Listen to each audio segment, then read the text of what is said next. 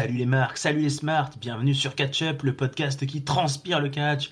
Ici, plusieurs fois par semaine, on analyse, on décortique, on critique, on encense les shows de la WWE et consorts. Je suis Raphaël, je suis là pour vous parler des shows de la WWE de la semaine du 10 février 2025. Et je ne suis pas tout seul, je suis accompagné de l'inévitable Letty. Comment ça va Letty ? Salut Raphaël, salut à tous. Eh ben écoute, ça va très bien. Et toi, sur cette route pour WrestleMania? Bah écoute, ça va bien. Alors Letty, elle a quand même la semaine dernière réussi à nous sortir un épisode en solo et merci à elle parce que sinon la team Catch-Up était sous l'eau. Donc on l'applaudit, peuple de Catch-Up. Merci Letty. C'est trop d'honneur. J'étais trop stressée. Bon écoute, on va essayer de faire ça plus tranquillement, plus agréablement cette fois-ci. On est à Monday Night Raw et on est à Nashville dans le Tennessee. Ça c'est une ville de catch, ça Nashville, hein. De catch, oui, de musique et de catch. De musique et de catch. Et ben, c'est exactement comme ça que ça a commencé. Souviens-toi, puisque l'épisode a commencé par la musique d'entrée de Jey Uso, qui est arrivé par la foule, qui a pris son bain de foule habituel, qui a eu, c'est désormais systématique, le droit de relancer sa musique parce que le public le réclamait. Mais tout ça, c'est pas du tout au goût du champion du monde, de Gunther, qui lui a préféré la musique classique et qui l'a attaqué, qui est venu le passer à tabac à la powerbomb destruction sur le ring. Les officiels ont été obligés d'intervenir et de les séparer. Et Jey Uso, qui était pourtant pas en grande forme, a pris le micro et a dit en gros « Gunther, toi et moi à WrestleMania ». Donc notre gagnant du Rumble a fait son choix. Gunther, il est furieux parce que c'était exactement ce qu'il voulait éviter. Donc il essaye de repartir à l'attaque. C'est Jey Uso qui prend le dessus en sautant par-dessus la troisième corde, sur Gunther, sur les officiels, sur tout le monde. Et là-dessus, il va pouvoir gentiment rentrer chez lui et préparer son entraînement parce que ça y est, c'est officiel. Jey Uso versus Gunther à WrestleMania. Donc déjà, on commence fort la semaine. Est-ce que tu as été choqué, étonné et est-ce que tu es contente de cette annonce ou est-ce que tu aurais préféré le choix de Cody Rhodes ou est-ce que tu aurais préféré que ce choix se fasse un peu plus tard après l'Elimination Chamber peut-être ? Et voilà, c'est plutôt ça. C'est pas tant le choix en lui-même qui est dérangeant. Après, je pense qu'ils peuvent écrire quelque chose de bien, même si on a vu déjà ce match il n'y a pas si longtemps que ça. C'est plus le timing, en fait. Il a 3 mois pour se décider et il se décide au bout de 10 jours juste parce que il s'est fait un petit peu surprendre et bon, quand même bien tabasser. Mais voilà, en soi, je pense qu'ils sont capables de sortir un match correct. C'est plus l'attente, la durée en fait de cette rivalité qui m'inquiète parce que, comme dit, on l'a vu il y a déjà pas très longtemps. Et voilà, Gunther, il est connu quand même pour avoir des très très bons matchs.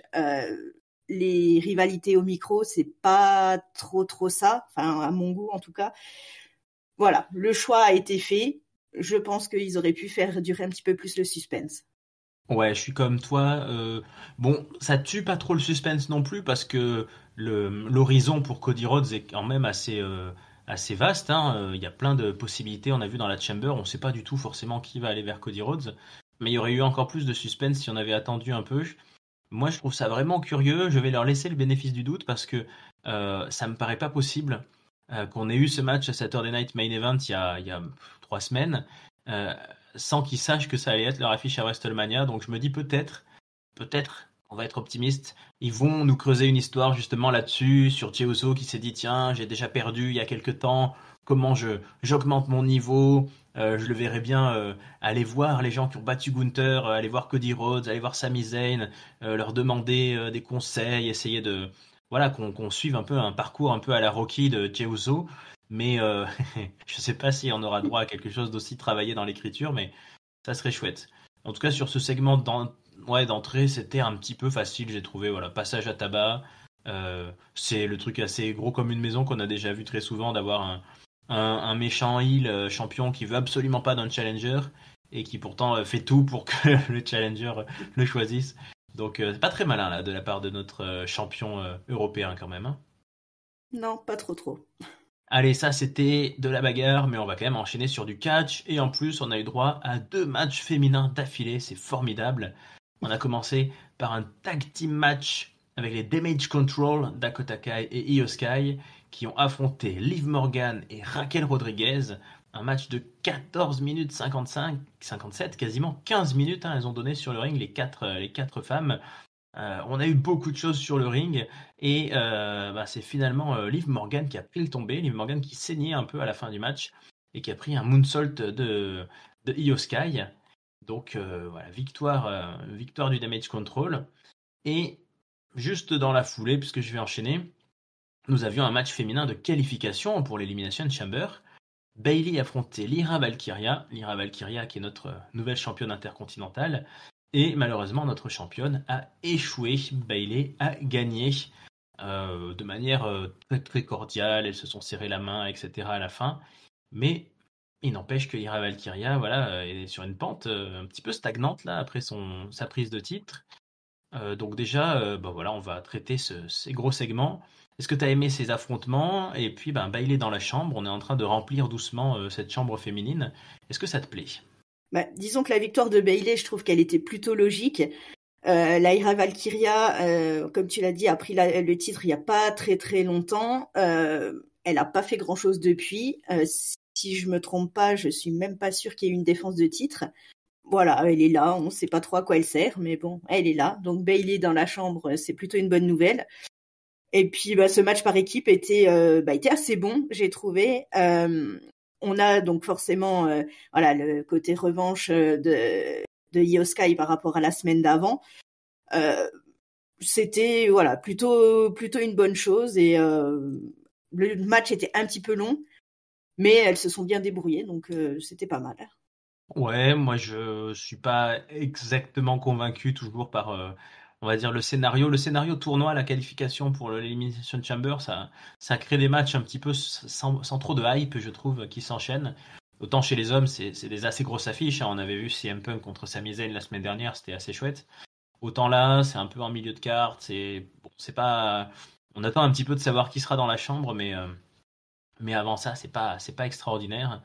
Lyra Valkyria, bon, ça reste le titre intercontinental, il reste pour le moment le titre féminin un peu bas de gamme quand même. Elle est en train de se cibler une adversaire visiblement avec Ivy Nile, donc on aura sûrement une feud autour de tout ça.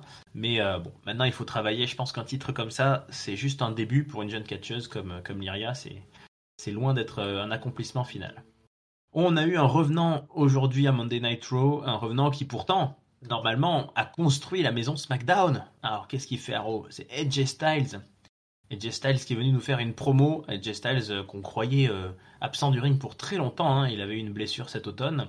Mais il est là, et il est venu nous rappeler qu'il était là, au micro, sur le ring. Il a été interrompu par le Judgment Day, Dominic et Carlito, qui sont venus un peu se foutre de sa gueule en lui disant que maintenant les choses avaient un petit peu changé à Raw. AJ Styles a répondu en prenant de haut, hein. Il a été un peu hautain avec Dominic Mysterio en disant que voilà, c'était le petit enfant, le petit gamin idiot là de Ray Ray. Bon, évidemment, ils ont tenté de l'attaquer, mais à 1 contre 2, AJ Styles s'en est sorti. Il a même mis un phénoménal forearm à Carlito, qui a créé des tensions dans les coulisses ensuite, hein. Le Judgment Day était pas très en forme. Liv Morgan, on vient de dire, elle avait perdu. Carlito, il vient de se faire tabasser. Et Finn Balor, il a l'air toujours très vénère.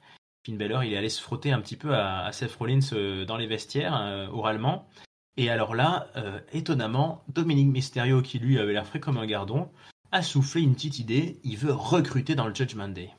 Alors Finn Balor, il avait l'air contre, mais qu'est-ce que t'en penses, Letty? Est-ce qu'il faut recruter dans le Judgment Day? Et qui est-ce qu'il faudrait recruter? T'as une idée, toi? Alors, j'ai absolument aucune idée.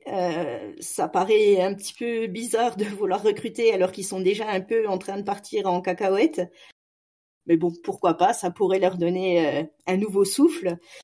AJ Styles, moi je suis très contente de le voir de retour. Voilà, il commence par une petite rivalité avec Dominic Mysterio, histoire de se remettre un petit peu en jambes dans le ring. Donc c'est plutôt pas mal. Carlito, bon, qui se fait tabasser, qui sert pas à grand-chose, comme d'habitude. Mais bon, j'ai trouvé ça plutôt sympathique. Et puis voilà, un petit peu en coulisses, on remet une petite pièce dans le truc du Judgment Day. Donc écoute, pourquoi pas. Ça donne envie d'en voir un petit peu plus. Ouais, garde notre curiosité. De toute façon, il la garde toujours avec le Judgment Day parce qu'il y a cette tension est toujours là avec Finn Balor. On ne sait pas trop ce que ça va donner. envisager de recruter. Je suis curieux de voir. Bon, il y a aussi une histoire qui a jamais trop donné suite, mais on va voir si ça arrive dans les prochaines semaines. C'était Dominique là qui était censé avoir donné le 06 de on sait pas qui à Chad Gable là, un gars qui était censé l'aider à affronter les Luchadors. On sait pas trop ce que c'était. Mais il y a peut-être des plans. Ça va peut-être se décoincer là avant WrestleMania ou après. Il y a peut-être des nouvelles acquisitions. Moi, il y en a que j'ai en tête. Hein. Je sais pas si tu as suivi que il y a certains grands anciens de la WWE qui étaient passés chez les voisins de la AEW qui sont en train de se libérer. Donc, je sais pas si c'est ça dont je rêve, mais il y a nos amis Rousseff, nos amis Aleister Black, tout ça sont visiblement en train de revenir sur le marché. Je sais pas s'il faut qu'ils arrivent dans le Judgment Day, mais un Aleister Black un peu vénère qui entrerait dans une faction, je serais assez content. Mais Oui, ça se trouve, ouais. ça donne envie de le voir, effectivement. Voilà. J'espère que je ne vous ai pas trop vendu le truc et qu'à la fin ça va être Tozawa ou je ne sais qui, mais on verra. On verra. Peuple de ketchup, donnez vos pronostics. Qui c'est qui va postuler pour le Judgment Day? En tout cas, visiblement, il y a une place.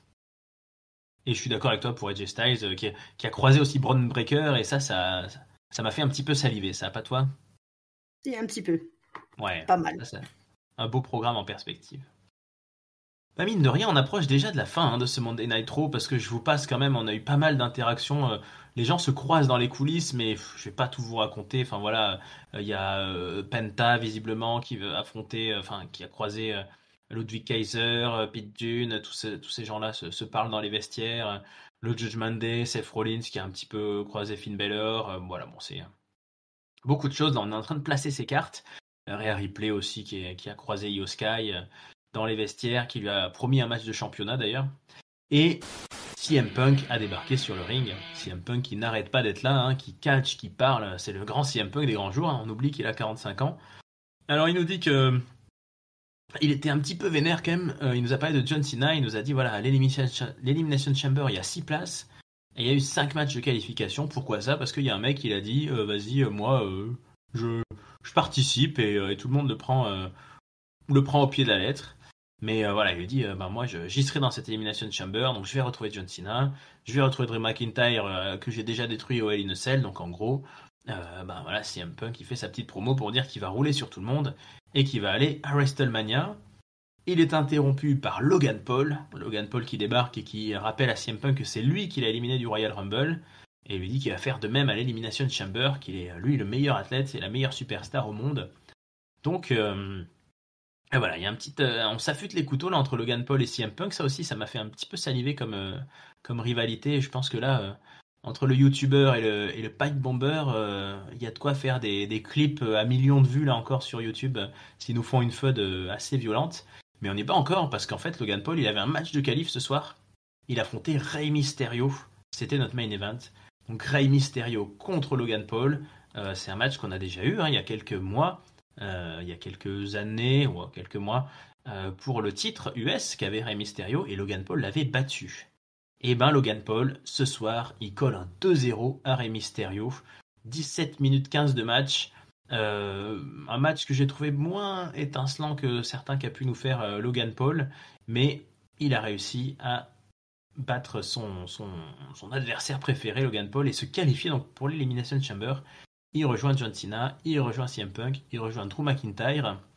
Rey Mysterio, c'est pas encore ça, et surtout qu'à la fin du match, Rey Mysterio se fait attaquer par Kofi Kingston et le New Day, et Xavier Woods, le New Day qui main event ce Raw, par surprise, ça on s'y attendait pas, et qui s'attaque donc à Ray Ray, voilà, par vengeance après les matchs qu'on a eu les semaines précédentes. Donc on sent que, bon, Rey Mysterio, on n'avait pas beaucoup d'espoir, mais on sent que ça sera pas la route du main event pour ce WrestleMania. Logan Paul, par contre, eh ben, il se place toujours parmi les meilleurs. Qu'est-ce que tu as pensé de ce match, de cette intervention avec CM Punk aussi, et de toute cette position-là de Logan Paul en ce Raw pour l'Elimination Chamber? Le promo de CM Punk était plutôt bonne. Comme tu l'as dit, les interactions avec Logan Paul, ça donne franchement envie de voir une feud entre ces deux-là parce que voilà, déjà sur le ring, ils sont bons tous les deux et au niveau promo, enfin au niveau hype, franchement, il y a moyen de faire un truc vraiment pas mal. Le match en lui-même contre Rey Mysterio était bon aussi. Malheureusement, voilà, il n'y avait pas un gros mystère, on va dire, sur le vainqueur. C'est un petit peu ce que je reproche au personnage de Logan Paul, c'est que voilà, il se place toujours très très haut. Bon, à raison. Après, c'est vrai que sur le ring, enfin, ce qu'il fait, c'est plutôt pas mal. Par contre, on n'a encore pas eu ce petit truc où, en fait, voilà, on pense que vraiment il peut le faire et qu'en fait il le fait pas. Il n'y a pas vraiment de suspense en fait. Quand il dit qu'il veut faire un truc, il le fait. Voilà. Après, je pense qu'il va donner un super truc dans la chambre. Je pense pas qu'il a une chance de l'emporter, mais si ça l'emmène sur quelque chose avec Punk derrière, pourquoi pas. C'était plutôt intéressant. Et puis le New Day qui arrive comme ça, qu'on avait presque oublié, qui débarque contre Rey Mysterio. Bah écoute, on continue un petit peu aussi ce truc-là, donc c'était plutôt pas mal. Moi, je trouve que Logan Paul, il est pile à sa place, donc t'as raison, ça échappe peut-être un peu au suspense, c'est-à-dire que il a le talent in-ring, le talent au micro, et puis mine de rien, l'aura médiatique pour être mis dans les gros matchs. Donc il est dans les Rumble, il est dans les Elimination Chamber. Il n'est pas encore assez haut pour se voir confier un. Je sais pas s'il aura un jour un main event de WrestleMania, je sais pas si je le souhaite, ou même être champion du monde, je suis pas sûr de le souhaiter. Mais donc il va faire la Chamber et il va très probablement faire 2-3 belles perfs, quelques moves spectaculaires et puis perdre. Mais ouais, c'était pas trop mal comme match de qualif. De toute façon, s'il y a 5 shots de qualif, il faut bien trouver 10 mecs qui ont la prétention d'être main eventer. Rey Mysterio, il peut l'être. C'est pas une erreur de casting non plus. Par contre, moi j'ai bien aimé l'interaction. Et c'est vrai que tout reste très ouvert, hein. C'est un peu l'avantage pour le moment. On a beau avoir un Gunther Dieuso qui a l'air figé dans le marbre. De l'autre côté, puisque visiblement ça sera pas l'année de The Rock, et qu'on ne sait pas trop si Roman Reigns va se mettre dans l'équation, je suis pas convaincu du tout et je suis même quasiment sûr qu'on n'aura pas un Cody versus Roman épisode 3. Donc CM Punk, on sait qu'il rêve de faire le main event. Mais en même temps, Drew McIntyre, Cody Rhodes, ça pourrait être très très alléchant. John Cena pour sa dernière, John Cena, Cody Rhodes, ça fait quand même rêver, on aimerait voir ça. Donc moi je suis content que ça reste assez avec du suspense, tu vois. On dit souvent, et on a dit sur notre Discord, d'ailleurs n'hésitez pas à rejoindre, que c'est dommage de ne pas avoir les matchs pour les titres dans les Elimination Chamber. Mais moi, tu vois, s'il y avait eu Cody dans la Chamber et que c'était pour son titre, j'aurais pas eu beaucoup de suspense. Je me dis, ok, Cody Rhodes, il va gagner l'Elimination Chamber. Alors que là, je ne sais pas du tout, et on n'a pas encore tous les qualifiés, je ne sais pas du tout qui va sortir vainqueur de cette cage. Donc ça me plaît plutôt pas mal. Et on a fini avec ce Monday Night Raw. On va quitter Nashville, Letty, juste avant de partir. Est-ce que tu peux laisser un petit mot sur le livre d'or, un petit top, un flop, une note? Et on passe ensuite à SmackDown? Oui, par contre, avant de partir, on a quand même eu un match de championnat par équipe. Qu'est-ce que j'ai oublié? Oh là là! Qu'est-ce que j'ai botché? Pardon. Les Mais Creed oui, contre les War Raiders. exactement. Ah je suis désolé, peuple de ketchup. Heureusement que Letty est là, j'avais sauté une ligne. Oui, bien sûr, en milieu de show, évidemment, on a eu les War Riders qui ont défendu leur titre contre les American Made, donc les Creed. Et d'ailleurs, c'était un match assez sympa où il y a eu pas mal de perturbations de part et d'autre. Bon, il y avait Ivy Nile du côté des méchants, mais il y avait disons qu'il y a eu beaucoup de prises illicites et d'attaques dans le dos et de trucs dans le dos de l'arbitre et voilà utiliser les tables à l'extérieur, les poteaux, tout ça. Et à tel point que ça a fini par une disqualification des Creed qui ont tapé avec une chaise, pas une chaise, avec avec la ceinture. C'est ça sur leurs adversaires. Donc, disqualification, et du coup, ils ont perdu leur shot. Donc, excuse-moi, Letty, et du coup, qu'est-ce que tu avais pensé de ce match tag team qui était juste avant le main event? Eh ben, il était plutôt sympa. Comme tu l'as dit, ça tapait un peu dans tous les sens. Il y a eu pas mal d'interactions, il y a eu pas mal de trucs qui étaient bien faits. Et voilà, les Creed qui se disqualifient, j'ai pas trouvé ça très malin, surtout qu'ils avaient l'air de, enfin, j'ai eu l'impression qu'ils l'avaient plus ou moins fait exprès, donc c'était quand même un peu particulier, mais bon, c'était un match qui était plutôt pas mal et les Raiders qui gagnent une nouvelle fois, donc voilà, c'était plutôt pas mal. Oui, ils n'ont pas eu l'air de vouloir se cacher, ça c'est sûr. Donc je pense qu'ils ont fait exprès. Et bah du coup voilà, excuse-moi, mais on reprend la base. Top flop notes. On a enfin fini pour ce Monday Night Raw. Désolé pour cette boulette.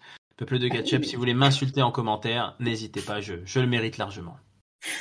moi j'y ai pensé uniquement parce qu'ils sont dans mon flop en fait. C'est pour ça Ah, dans que ton flop? je me suis dit Ah voilà. mince, on n'a pas parlé des Creed Brothers, je peux pas donner un flop. Donc Ah bah maintenant effectivement, tu mon peux. flop, il sera pour eux puisqu'effectivement, je trouve qu'ils n'ont pas été très très malins, ils se sont pas très bien cachés par rapport à l'arbitre.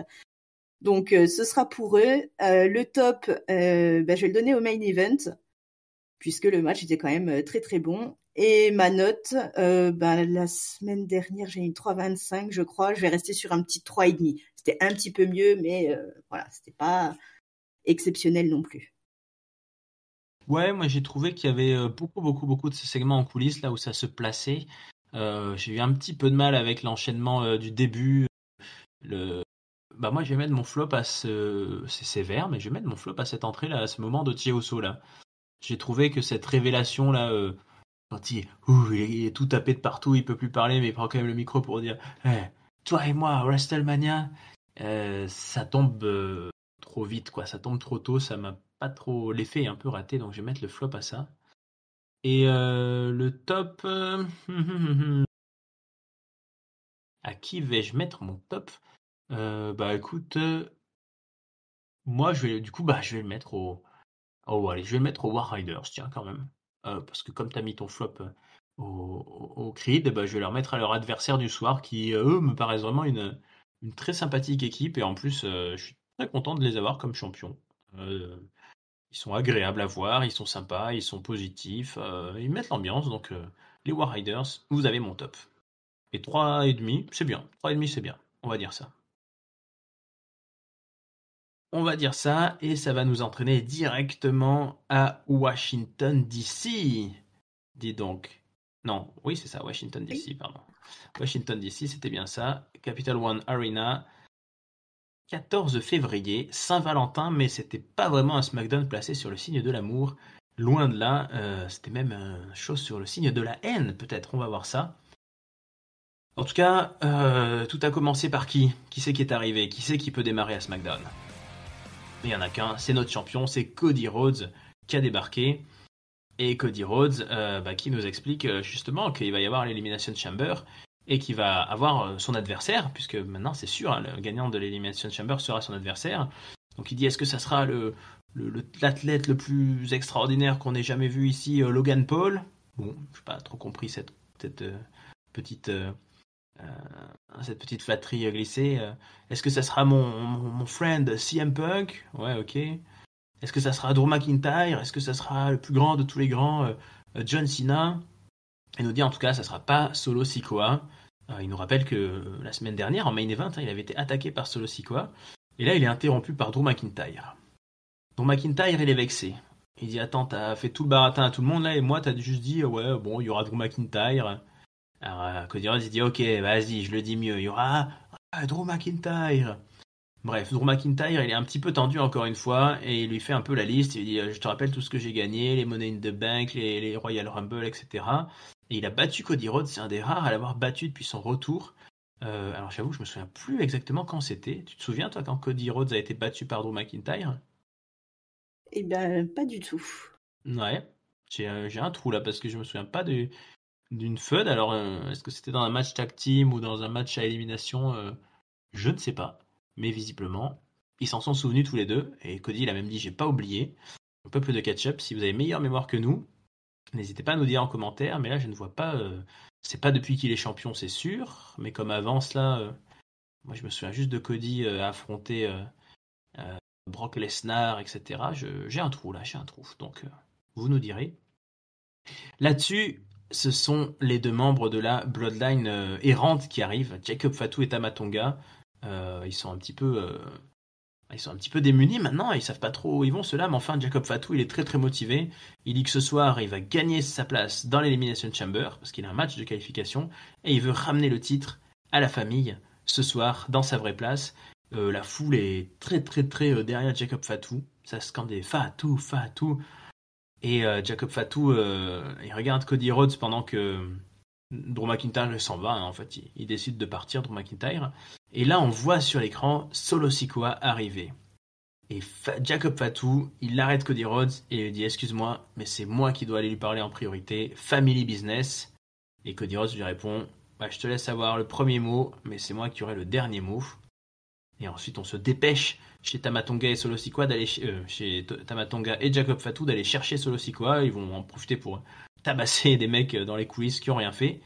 Mais on va se laisser ça pour un petit peu plus tard. Déjà, est-ce que tu as apprécié ce segment d'intro? Qu'est-ce que tu en as pensé de cette popularité de Jacob Fatou? J'ai trouvé que l'émission a commencé quand même assez fort. Cody Rhodes qui forcément cherche un petit peu en parler. Drew McIntyre commence à son habitude, qui vient pour pleurer sur un petit truc qui lui plaît pas, comme d'hab. Et Jacob Fatou, moi, je suis quand même assez étonnée de la popularité qu'il a réussi à gagner là en peu de temps. Il est quand même assez aimé malgré son personnage de heel. Donc franchement, bravo à lui d'avoir réussi. Il se place quand même dans des gros matchs depuis quelques temps maintenant. Et forcément, avec le retour qu'on a vu la semaine dernière de Solo Sikoa, je pense qu'il va y avoir quelque chose qui va se passer un petit peu à ce niveau-là, puisque Solo a quand même perdu, il a disparu, et c'est un peu Fatou qui a repris le lead de leur petit groupe. Donc je trouve que c'est plutôt pas mal. Ça a commencé plutôt fort et ça donne envie d'en voir un petit peu plus, autant chez les Samoans que chez les autres. Ouais, moi là j'ai trouvé l'intro vraiment sympa avec les interactions au micro. Donc McIntyre, je suis toujours assez fan de son côté mauvaise foi désagréable. Et Jacob, ouais, je m'interroge presque parce que c'est pas du tout son rôle là d'être populaire. Donc je sais pas s'ils vont essayer de surfer là-dessus ou s'ils vont essayer de corriger le tir parce que pour le moment en tout cas c'est un heel, un méchant.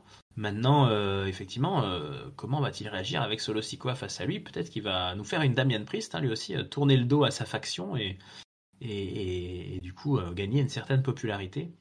On n'y est pas encore. Figure-toi que au bord du ring, il y avait Trish Stratus qui nous a parlé un petit peu du fait que voilà, il y a bientôt un show à Toronto là. Donc c'est chez elle et elle sait pas encore. Elle nous dit je sais pas encore si je serai là juste là ou si je serai là pour faire un truc. Voilà, c'est le mystère. Pour le moment, elle nous en révèle pas plus, Trish Stratus, mais elle va assister au premier match de la soirée, qui est un match de qualification dans l'Elimination Chamber, toujours, hein, c'est la thématique. Ce coup-ci, chez les filles de SmackDown, Naomi affronte Chelsea Green, notre championne US, et Chelsea Green qui fait une Lyra Valkyria, elle est championne, mais elle perd contre Naomi. Donc Naomi se qualifie, et Chelsea Green fait la gueule, évidemment. Est-ce que tu as été choqué, perturbé, déçu, ou au contraire pas surprise par cette victoire de Naomi et cette défaite de notre championne? J'ai pas été hyper surprise, mais en même temps, j'avais pas vraiment d'idée sur qui pouvait gagner ce match. J'ai pas trouvé ce match en plus hyper passionnant, alors que pourtant, que ce soit Chelsea ou Naomi, c'est des catcheuses que j'aime plutôt bien. Voilà, j'ai pas trouvé que c'était hyper encourageant, mais en tout cas dans une Elimination Chamber, à la limite, je préfère encore voir Naomi que Chelsea Green, même si c'est quelqu'un que j'aime bien. Donc voilà, pourquoi pas. En tout cas, ça m'a pas passionné. Ah ouais, tu vois, moi j'aurais préféré la pauvre Chelsea, mais je suis sûr qu'elle aurait été très drôle dans une Elimination Chamber.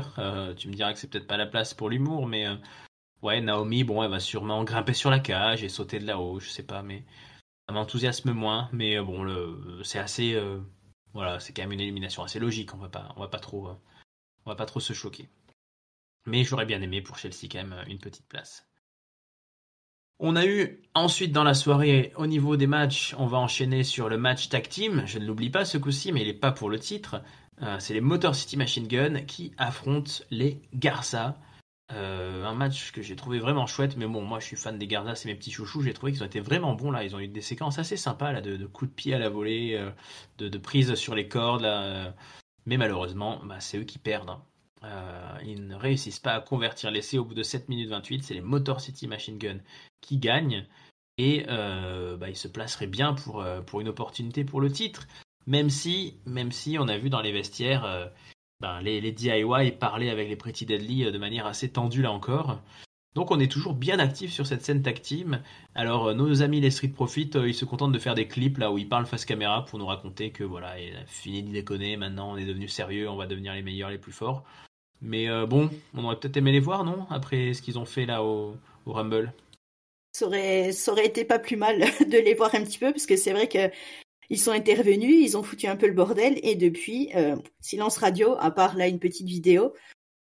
Bon, en attendant, les autres équipes assurent quand même le show, parce que comme tu l'as dit, ce match était franchement très très bien. Les deux équipes étaient vraiment bonnes. On a vu des gros mouvements, on a vu quand même pas mal de choses. Donc voilà, voilà, au niveau du résultat, Motor City Machine Guns, bon, pourquoi pas. Les Garza étaient, comme tu l'as dit, très très bons. On continue un petit peu à ce niveau-là. DIY Pretty Deadly, je crois qu'ils ont un match de championnat la semaine prochaine. Donc voilà, à voir comment ça va pouvoir. Les autres vont pouvoir s'imbriquer un peu là-dedans. Est-ce qu'ils vont intervenir ou pas? Enfin, ça reste toujours aussi passionnant. Il y a toujours autant de possibilités d'intervention, que ce soit à droite, à gauche, enfin dans tous les coins. Donc voilà, moi je reste toujours aussi passionnée par cette division tag team. Hein. Ouais, je suis bien d'accord avec toi. Moi j'aime vraiment bien ce qui se fait sur cette scène à SmackDown. Malheureusement, ce qui suit est peut-être un petit peu moins passionnant. On va parler de la scène du championnat des États-Unis. Shinsuke Nakamura a fait son entrée, une nouvelle entrée avec une musique un peu plus inquiétante. Enfin, ça fait déjà quelques temps qu'on l'a vu, mais voilà, avec son maquillage qui fait peur. Et il nous parle un petit peu en anglais quand même. Il nous dit voilà, ça fait des semaines qu'il attend. Il cherche un guerrier, un warrior qui serait sorti voilà, du commun des mortels et il a trouvé personne. Bon, voilà, mais il est interrompu par LA Knight qui débarque et il lui dit vas-y, n'importe quoi, je suis là, moi, j'attends que ça. Et là, il y a le Miz qui débarque. Et le Miz, il dit, bon, il dit que tout le monde est un petit peu débile ici à Washington, hein, il provoque. Et puis il rappelle que voilà, il veut rappeler un petit peu tout ce qu'il a fait dans sa carrière. Et LA Knight, il lui dit, écoute, ça fait 10 ans qu'on entend ton CV là, mais ça fait 10 ans que t'es pas intéressant. Et la foule se met à scander des voilà en gros dégage enfin en gros tout le monde Elena dit que tout le monde aimerait le voir partir et la foule est d'accord elle scande et le Miz il dit oh vous voulez que je parte vous voulez que je parte vous voulez que je parte et il se met à faire semblant de pleurer à dire oh là là machin et puis il dit au passage voilà parce que Elena la semaine dernière il a dit qu'un vrai homme ça pouvait pleurer alors voilà je pleure et le Miz, il dit, bah écoutez, moi, comme John Cena, qui s'est déclaré entrant dans la chambre, moi je veux me déclarer challenger pour le titre US. Donc ça part un petit peu en bagarre entre les deux hommes. Et là, Nick Aldis débarque et leur dit, bah écoutez, vous voulez vous battre, affrontez-vous et le gagnant aura un titre, aura un match pour le titre US. Donc LA Knight contre le Miz, on a eu droit à un affrontement qui a duré 13 minutes 16 secondes et qui a été remporté par LA Knight qui a réussi à placer un BFT assez soudain, là, un peu façon RKO, et qui a conclu par une descente du coude. Je trouvais ça original. Et il a croisé ensuite Shinsuke Nakamura, ils se sont un petit peu croisés du regard. Donc ça y est, enfin, notre ami japonais se décide à sortir un petit peu de l'après-retraite, mais on repart toujours sur le programme avec LA Knight. Est-ce que ça t'a plu? Est-ce que cette interaction avec le Miz, t'as envie d'en voir un petit peu plus? Qu'est-ce que t'en as pensé, Letty? Dis-moi tout. J'ai trouvé que c'était plutôt pas mal de rajouter le Miz un petit peu dans l'histoire, parce que Shinsuke Nakamura, bon, moi j'ai toujours beaucoup de mal. Là, il vient avec un nouveau personnage, voilà, un peu plus dark et tout ça, mais le fond de l'histoire reste plus ou moins la même. LA Knight contre Nakamura, on l'a déjà vu quand même un paquet de fois, donc je trouve que c'est pas mal de rajouter le Miz. Les interactions entre Knight et le Miz étaient franchement pas mal. Le match était plutôt bien aussi, donc voilà, si ça peut amener sur une rivalité un peu plus construite entre LA Knight et le Miz, je dis bah tant mieux. Si entre-temps un des deux peut réussir à récupérer le titre de Nakamura, bah, c'est bien aussi. Donc voilà, à voir pour la suite. Mais j'ai trouvé que c'était bien écrit et ça fait du bien, ça fait un peu de fraîcheur de ramener le Miz là au milieu. Ouais, clairement, Nakamura, on a tous du mal. Hein. Au micro, c'était vraiment pas bon. Moi, je trouve que Bon, il s'est trouvé un style, enfin, il a un style qui sort un peu plus de l'ordinaire qu'avant, mais je trouve que ça reste très très forcé puisqu'il parle pas bien anglais, donc son discours au micro là, il nous joue vraiment le méchant là, il fait, on dirait vraiment une caricature de mauvais film de série Z là où il nous fait un méchant très méchant. J'ai bien aimé l'interaction entre les Knight et le Miz, un peu comme Logan Paul et CM Punk, je trouve que c'est une vraie feud qui pourrait être chouette au micro. Ils ont été un petit peu longs, je trouve, au micro, ils ont été un tout petit peu plus longs que ce que ça aurait pu, mais c'était pas mal. Donc si on peut avoir, pourquoi pas un triple threat dans l'histoire, ouais, allez, pourquoi pas un triple threat à WrestleMania, et puis comme ça, les Knights, ils regagnent le titre, et puis voilà, Shinsuke Nakamura, je sais pas ce qu'on en fait, mais on oublie. Mais dans un triple threat, il peut peut-être réussir à sortir quelque chose de sympa. Bon, ça serait le minimum quand même, on va lui espérer, on va lui souhaiter. On a continué avec un match très très court ce coup-ci entre Carmelo Hayes et R-Truth, qui a été gagné par Carmelo Hayes en 2 minutes 24. Voilà, il y avait une petite interaction entre les deux en coulisses. Je sais pas si tu voulais rajouter quelque chose. Non, bah, c'était une victoire plutôt logique, donc voilà, petite Ouais, interlude, voilà. on est d'accord. Dans les interactions backstage qu'on a eues, on a eu deux gros segments qui sont pas vraiment backstage, mais qui nous ont été diffusés par petites vidéos smartphone là, qui ont été passées sur X, hein, le réseau nazi. On a commencé par Sami Zayn, qui est dans son salon et qui nous dit voilà, Kevin Owens m'a attaqué il y a 2 semaines, et clairement ça va pas parce que là, bon, j'ai toujours eu des histoires entre Kevin Owens et moi, mais là il a vraiment voulu me tuer. Alors, il a pas dit tuer, il a dit mettre un terme à ma carrière, mais il a dit mais qu'est-ce qui t'a pris tu dis que je t'ai pas aidé au Royal Rumble, mais mec, j'étais là au bord du ring, je me suis précipité pour savoir si t'allais bien, j'ai demandé à l'arbitre, j'étais inquiet, j'ai fait tout ça. Mais il dit, voilà, Kevin, on se recroisera, on va repartir là-dedans. Oui, oui, do it again, et ça va repartir. Et ben, Kevin Owens, il a répondu dans la foulée, hein, lui aussi sur X. Il a dit, oh là là, qu'est-ce que tu racontes? Enfin, en gros, tu nous fais croire que tu souffres, mais tu sais pas ce que c'est que souffrir. Et puis, ben, moi, je vais te le montrer, ce que c'est que souffrir. Et là, il lui lance un défi. Il lui dit, écoute, là où on a tout commencé, au Canada, à Toronto, à Elimination Chamber, toi et moi, je t'attends là-bas. Rendez-vous chez nous, dans le futur 51e État. Donc ça y est, là, on nous avance quelque chose d'assez fort, sachant que c'est dans pas si longtemps, c'est le 1er mars, cette Elimination Chamber. Est-ce que tu as hâte de voir ça et est-ce que ça te plaît si on part sur un Kevin Owens versus Sami Zayn à l'Elimination Chamber? Eh ben, j'ai très hâte de voir ça, mais paradoxalement, je trouve que c'est un peu rapide de faire ça directement à Elimination Chamber. Parce que déjà, Sami est quand même censé être blessé, donc d'ici 2 semaines, ça me paraît quand même un peu compliqué d'assurer un match qui va être de toute évidence ultra violent entre les deux. Et en même temps, je me dis qu'ils sont tellement bons tous les deux dans l'écriture de leurs histoires, dans vraiment tout ce qui peut être segment micro et tout ça, que je trouve dommage de bâcler ça, entre guillemets, en 2 petites semaines. Mais voilà, je pense que ce serait peut-être qu'une première étape avant peut-être un match encore plus énorme à WrestleMania, ce que j'espère franchement, parce que s'ils ont fait tout ça pour terminer ça dans 2 semaines, je trouve que ce serait vraiment dommage, hein. Ouais, moi je crois en ça. En fait, j'ai été comme toi au début, ma première réaction c'est de dire bah c'est con, ça c'est une affiche de WrestleMania. Et après, je trouve que ça fait sens de faire quelque chose au Canada, ils ont raison. Mais c'est le début, je pense, d'une feud, et je pense qu'on peut facilement avoir 2 manches, un aller et un retour, et avoir la revanche à WrestleMania, ça s'écrirait tout à fait, et je trouve que c'est pas bête dans cette feud, comme tu dis, qui est une écriture sur le long terme, qui est un premier match quand même. Sinon, ça pourrait faire un peu long jusqu'à WrestleMania, donc moi je suis assez chaud pour cet affrontement, puis mine de rien, à l'Elimination Chamber, c'est bien qu'il y ait aussi d'autres matchs. Donc ça m'a vraiment plu et les deux interventions face caméra, je les ai trouvées vraiment très très sympas. Kevin Owens, c'est son habitude maintenant de se filmer dans sa voiture, mais Sami Zayn a été assez touchant aussi et c'était assez bien mis en scène. Donc ça m'a plu.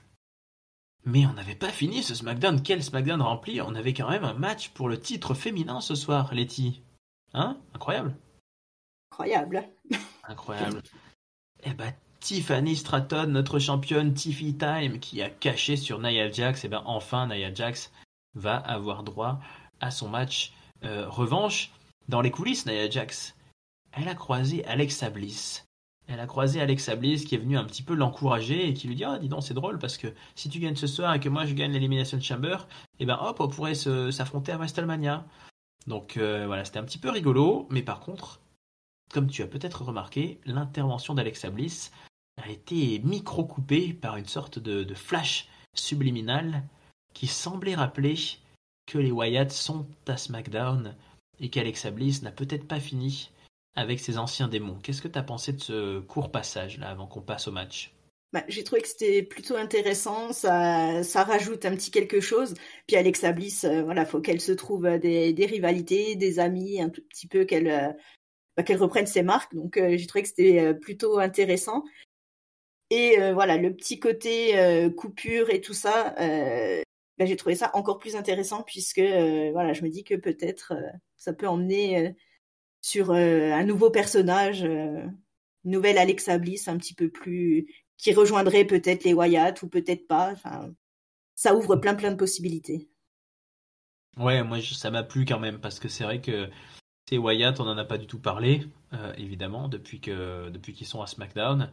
Donc voilà, avec Alexa Bliss, c'est impossible de passer à côté. Il faut qu'il fasse un lien, qu'il soit positif ou négatif, je sais pas encore. Donc j'ai trouvé ça plutôt sympa, ce petit clin d'œil, ce petit teasing. Bon, Tiffany Stratton contre Nia Jax, c'est un peu le bordel, hein, parce qu'il y a Candice LeRae au bord du ring. Donc ça c'est parti un petit peu dans tous les sens. Et d'ailleurs, c'est Candice LeRae qui a causé la fin du match. Il y a eu là aussi une disqualification, comme à Raw pour le titre masculin tag team. Candice LeRae a attaqué Tiffany Stratton. Donc, disqualification. Mais celle qui est intervenue et qu'on avait presque oubliée, c'est Trish Stratus qui est revenue. Et Trish Stratus, elle s'est fait aussi attaquer par Nia Jax. C'est parti en bagarre, à tel point que dans les vestiaires, Tiffany Stratton a croisé Trish Stratus qui lui a proposé de faire un match par équipe à Elimination Chamber. Elle a dit Trish Stratus et Tiffany, Trishy Time, contre Nia Jax et Candice LeRae. Bon, ça c'est une belle annonce. Voilà, Trish, elle a la réponse à sa question. Hein. Elle se demandait ce qu'elle allait faire au Canada. Elle a la réponse à sa question. Mais on a eu une autre réponse à une autre question. Parce que après ce match sur le ring, après le bordel entre Tiffany Stratton et Nia Jax, après que Nia Jax ait quand même fait une dernière descente de cuisse sur Tiffy, Charlotte Flair a débarqué. Elle s'est pris une chaise, elle s'est assise sur le ring. Elle s'est mise juste à côté de Tiffany Stratton qui était encore un peu KO. Elle lui a dit « Eh oh, Tiffy, réveille-toi, eh oh, tu m'entends ?» Eh bien, The Queen chose you, la reine te choisit, on se voit à WrestleMania. Charlotte Flair a choisi Tiffany Stratton. On a une semaine bien remplie, hein, ça y est, nos deux gagnants des Royal Rumble ont choisi leurs adversaires, tous les deux avant l'Elimination Chamber. Même question, Caro, Tiffy Letty, est-ce que ça t'a plu? Est-ce que t'es surprise? Est-ce que t'es déçue? Est-ce que l'affiche fait sens et le timing aussi? C'est un peu compliqué. C'est un peu comme pour Jay. En fait, j'ai envie de dire l'affiche en elle-même, je trouve qu'elle est plutôt intéressante. Je pense qu'on est quand même un paquet à pas avoir envie de revoir Charlotte contre Rhea numéro 3. Donc, je trouve que c'est plutôt pas mal qu'elle ait choisi Tiffany. Par contre, pareil, le timing qui me paraît un petit peu compliqué. Et puis, ce qui m'a dérangé. Oui et non. Après, ça se rapproche un petit peu du personnage de Charlotte, mais c'est le côté de venir lui dire alors qu'elle est quand même rétamée sur le ring. Ça fait un peu entre guillemets, voilà, t'es nul donc je te choisis. Enfin, t'es un petit peu plus faible. Bon, après, voilà, je pense que ça, comme dit, ça rejoint son personnage de femme qui se pense supérieure. Donc voilà, ça fait sens. Ça m'a pas forcément plu, mais ça fait sens. Sinon, pour en revenir au match en lui-même, il était plutôt intéressant. Nia Jax, je trouve qu'elle continue toujours à s'améliorer. J'apprécie de plus en plus sa façon de catcher. Euh, Candice LeRae qui, voilà, une fois de plus, provoque une défaite à Nia Jax. C'est pas la première fois et je me dis qu'au bout d'un moment, il va peut-être falloir qu'elle commence à faire attention à ce qui se passe pour elle, puisque Nia Jax, pour l'instant, elle est braquée sur Tiffany, mais je pense que quand elle va se rendre compte que Candice fait un peu n'importe quoi, ça risque de se retourner contre elle. Donc voilà, c'était un match plutôt intéressant. La réponse de Charlotte, voilà, qui fait sens, même si le timing était pas top. Et le petit match par équipe, donc avec Tiffany et Trish Stratus, voilà, pourquoi pas. J'attends de voir. Parce que Trish Stratus, on sait jamais à quoi s'attendre ces derniers temps, donc à voir. Hein. Moi, je suis plutôt content de l'affiche. Je trouve que c'est bien d'occuper nos champions et nos vainqueurs des Rumble et autres à Elimination Chamber aussi. Donc que Tiffany soit là et soit présente et ait un match, c'est plutôt cool. Tiffany et Trish Stratus, moi je trouve la tag team une belle idée. Je pense que Tiffany par contre Tiffany pardon va être sûrement contente d'être avec peut-être une de ses idoles de jeunesse, je ne sais pas. Sur le choix de Charlotte, même réaction que Tiozo. Ça arrive trop tôt, je trouve. Et pareil, en fait, ça fait segment. J'ai l'impression qu'ils font des segments qui sont faits pour faire des clips de 30 secondes sur YouTube. Pour dire, oh, regardez cette semaine, Charlotte a dit ça, et oh là là, c'est très visuel. Elle est assise sur sa chaise au-dessus de sa challengeuse qui est complètement détruite. Et elle lui dit, oh, la reine te choisit. Mais bon, ouais, il n'y a pas trop de fond, il n'y a pas trop de. Bon, alors, même chose que chez les hommes, au moins ça tue pas forcément le suspense parce que je vois pas du tout qui va gagner la Chamber encore, mais ouais, ça tombe un peu comme ça au pif, comme s'il y avait une urgence à se décider, alors qu'il n'y a pas urgence.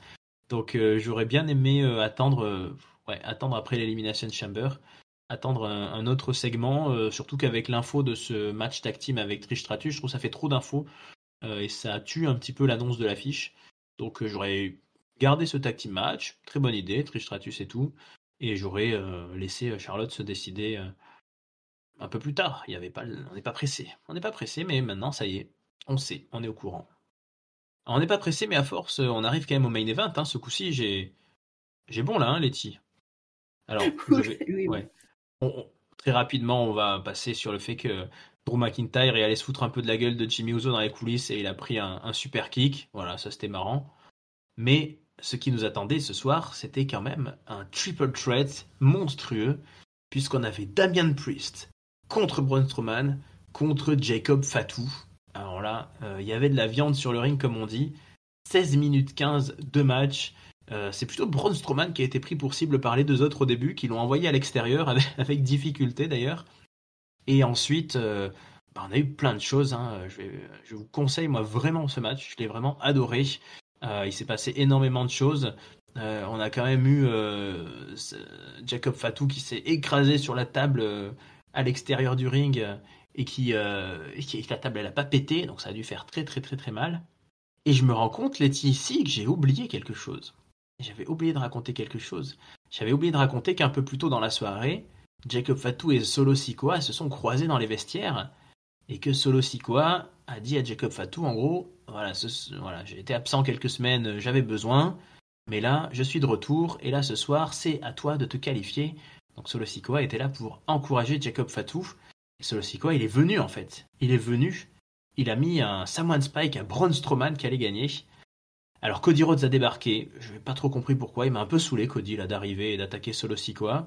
Ça a fait le bordel, Solo Sikoa a voulu faire un Samoan Spike à Cody Rhodes, mais il l'a fait à Tama Tonga, et Jacob Fatu il a juste vu ça, donc il était très très en colère.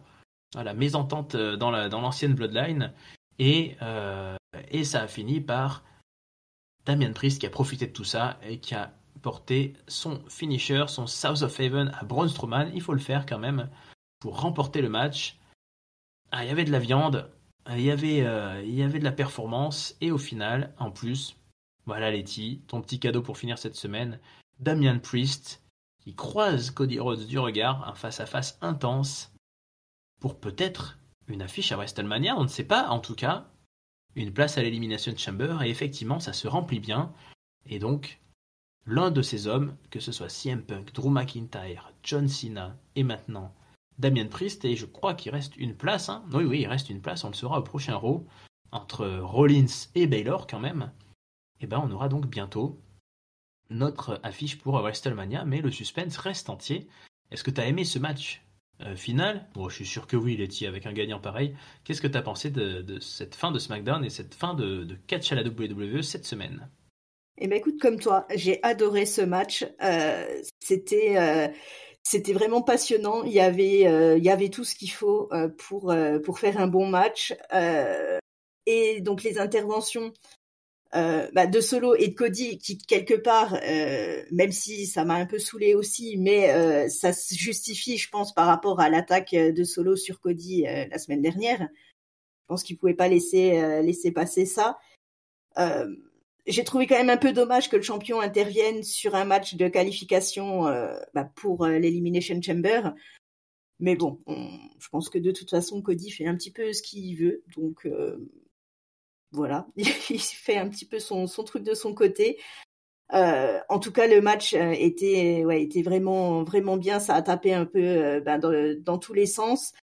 Et je me suis fait la remarque justement en voyant cette attaque sur la table, que le fait d'avoir renforcé depuis le début de l'année, ils ont renforcé un petit peu les tables des commentateurs. En fait, ils ont rajouté quand même une arme qui fait quand même très très mal, puisque le fait que la table ne se casse plus, malgré tout, ça rajoute un truc de douleur quand même autour du ring. Donc voilà, ils ont intérêt à faire attention. Et cette victoire de Damien Priest, forcément, avec ce South of Heaven de folie sur Braun Strowman, puisque, enfin, faut quand même le soulever. Il y a quand même, il y avait de la rivalité.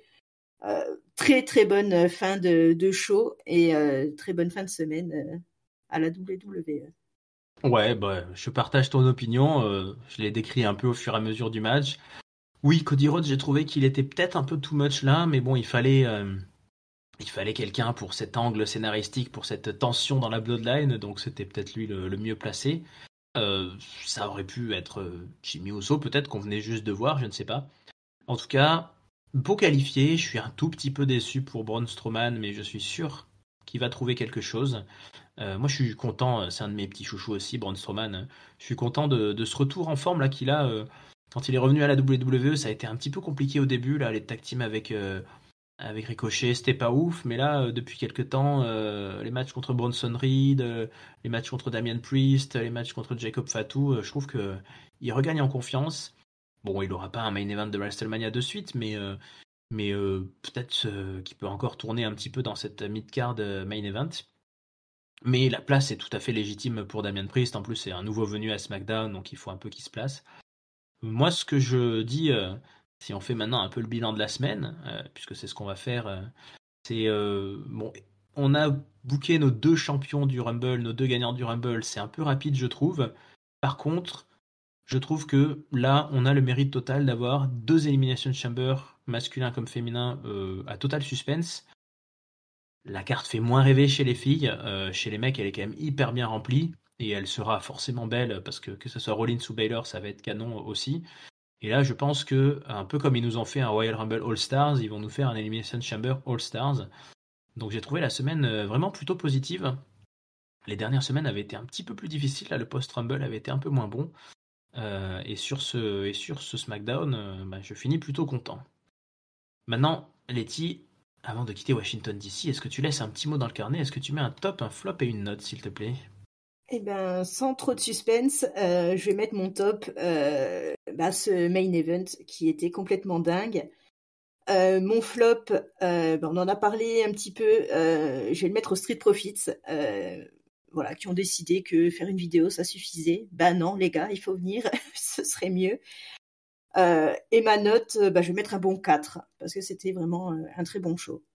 Eh ben écoute, le top, le vrai top, tu viens de le donner, mais du coup, moi, je vais le donner à mes autres petits chouchous, je vais les donner au Garza. Top au Garza. Et ouais, t'as trouvé un bon flop. Donc, je te pique pas ton top, mais du coup, je te pique ton flop. Tu me le permets. Je vais mettre aussi au Street Profits. Ouais, qui manquait un petit peu à l'appel. Et 4, ouais, allez, je vais être un tout petit peu en dessous. Je vais être à 3,75 parce que voilà, ça peut encore être bien meilleur, mais c'était très chouette. On sentait plus qu'Aro, je trouve, qu'il y avait beaucoup d'enjeux, que tout le monde se plaçait. On a quand même eu la scène US qui était mise en avant. On a eu nos 2 championnes féminines, mine de rien, avec Chelsea Green aussi. Ah, si, j'avais oublié un petit truc, Letty. Décidément. Décidément, on n'y arrive pas, Letty.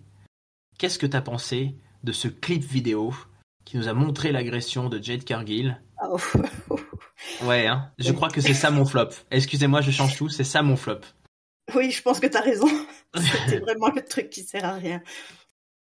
Ah ouais, donc pour vous dire, peuple de Ketchup, si vous n'avez pas vu, on nous a dit que finalement on a une vidéo de quelqu'un dont on ne sait pas qui c'est. Je rappelle que l'agression de Jade Cargill, ça fait quoi? 2 mois, Letty, peut-être? 1 mois et demi?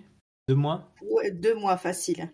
Ouais, donc c'est une personne qui ne s'est pas manifestée très rapidement. Et qu'est-ce qu'on voit? En fait, on voit juste l'ambulance et Jade Cargill qui part en ambulance et tout. Et on voit un petit peu sur le côté Liv Morgan et Raquel Rodriguez qui se baladent. Mais alors, Nick Aldis l'a dit et il a raison, ça ne prouve rien du tout. Mais tout ce qu'on sait, c'est qu'elles vont aller les voir à Raw, Naomi et Bianca. Donc, on devrait avoir peut-être le fin mot de l'histoire. Mais bon, en vrai, moi j'avais complètement oublié tout ça et j'en ai pas grand-chose à taper. À part qu'on va sûrement apprendre que en fait c'était soit Naomi, soit Bianca, tiens là, puisqu'on est à quelques jours d'avoir la réponse. Letty, c'est quoi ton pronostic? C'est qui a agressé Jade Cargill? Je pense que c'est Naomi.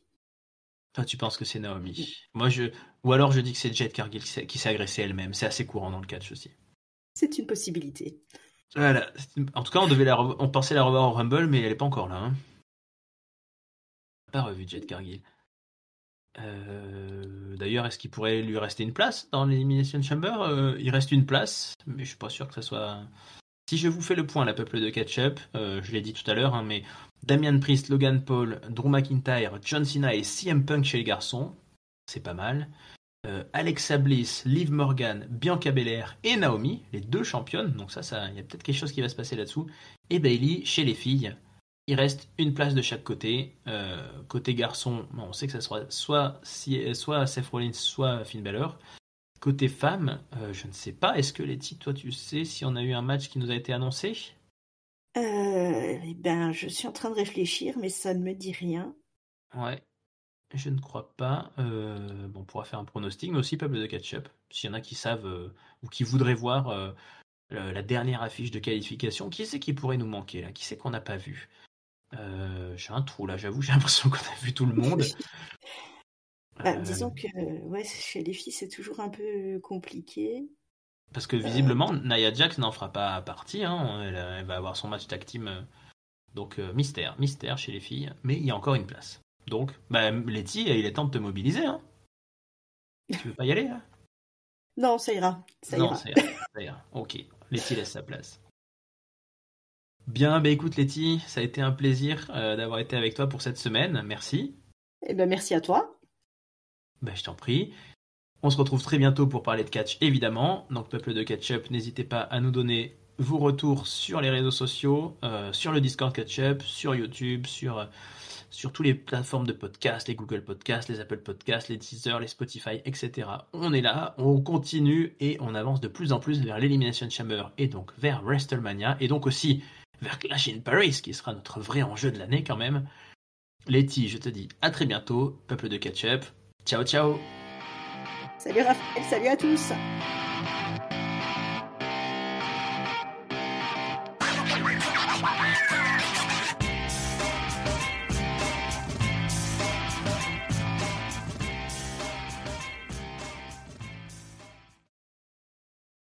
Après, on peut avoir Maxine contre Ivy Nile hein, pour la dernière place. Pourquoi pas?